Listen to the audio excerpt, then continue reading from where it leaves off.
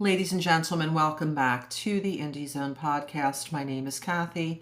On March 24th, 2025, Judge Hippler rendered an order sealing an exhibit that has been produced by Mr. Kohberger, which appears to be an inadvertently disclosed to him, as he describes it, subpoena from a federal grand jury proceeding.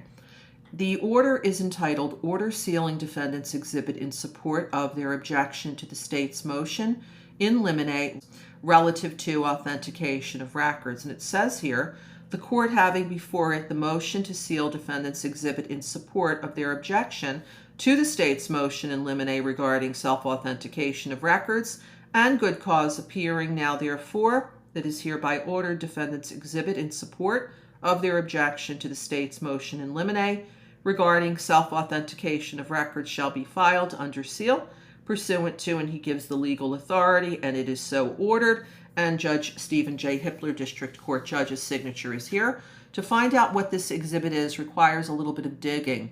You have to go to the March 17th, 2025 defendant's objection to state's motion in limine regarding self-authentication of records. There are pages of documents here that include everything from surveillance video to Mr. Kohberger's alleged purchases of cryptocurrency, to bank records, to records from social media providers, surveillance of Mr. Kohberger in certain places such as Walmart and other materials. But you have to go to page 13 to find out what this exhibit is. And it says here, Mr. Kohberger provides as an exhibit a copy of the federal grand jury subpoena he was provided inadvertently. So this was by mistake it went to him.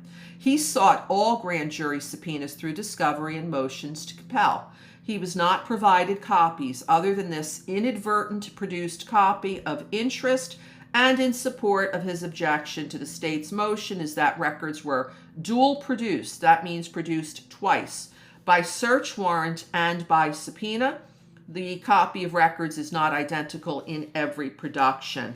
And he continues to give his reasoning why the documents that appear earlier in this response in opposition to the state of Idaho's motion in limine is properly denied by Judge Stephen J. Hippler. Mr. Kohberger is basically saying that the state's proffering does not meet with the requirements of Idaho law, the Idaho rules of evidence. Mr. Kohberger concludes on the last page of his filing, govern evidence admissibility in trial. And Mr. Kohberger objects to the state's request that is a large sweep with a free pass for admissibility.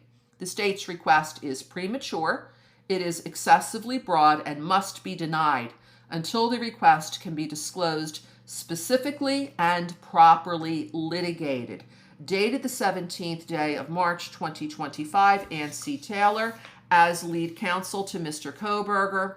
We now await the production of the state's reply to this response because the motions in limine briefing schedule as set forth in Judge Stephen J. Hippler's January 31st, 2025 order set forth the schedule for the motions in limine for their responses in opposition, and then finally the reply briefs, which are due on the 24th of March, 2025.